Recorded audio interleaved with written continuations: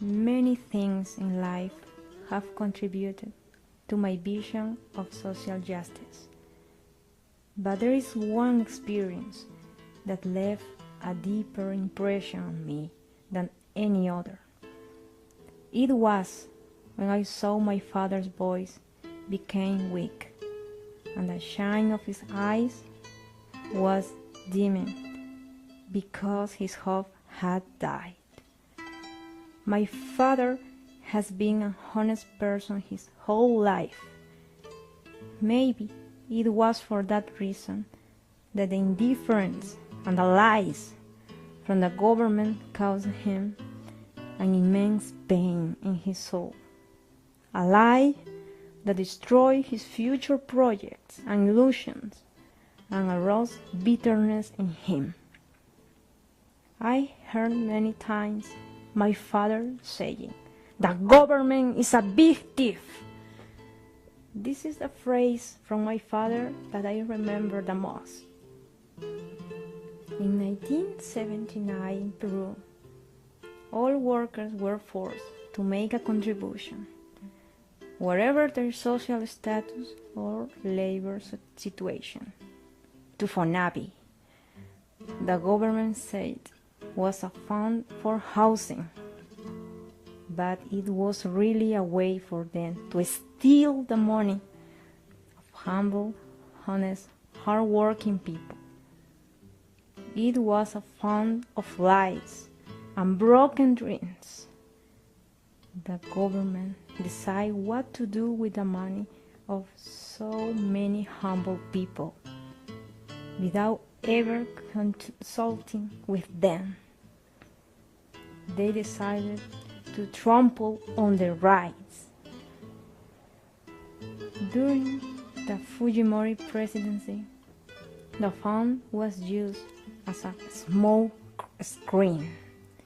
He executed many public works to buy the votes of the masses and to cover the putrid corruption that there was in his government. When I was 15 years old, I started to notice the absence of my father. One day, I decided to look for him on the streets. I was so afraid and nervous that something terrible may have happened to him. But I never thought that what I would see would be worse than my worst nightmare. It was a terrible hot morning. It was hotter than hell, not because of the temperature, but because of the demons, covered with protective gear from head to toes, pushing the elderly people with a long shoe and bearing a meaningless word, police. Many of the elderly people were already on the ground. Others were hit by water pressure from water cannon trucks. Then I saw my father. He had handcuffed himself to the iron fences as an act of protest. This is when my hatred for injustice was born, my hatred for politicians that step and dance on the suffering of others for their own benefit. That image caused an immense pain in my heart and in my being at the moment. I wished with all my heart to help him and all of the others. By this year, 2009, many of them have already passed away. They have died without fulfilling their dreams. They died with no hopes and knowing that a society does not care about them. I would have liked to tell them that they always were important to me.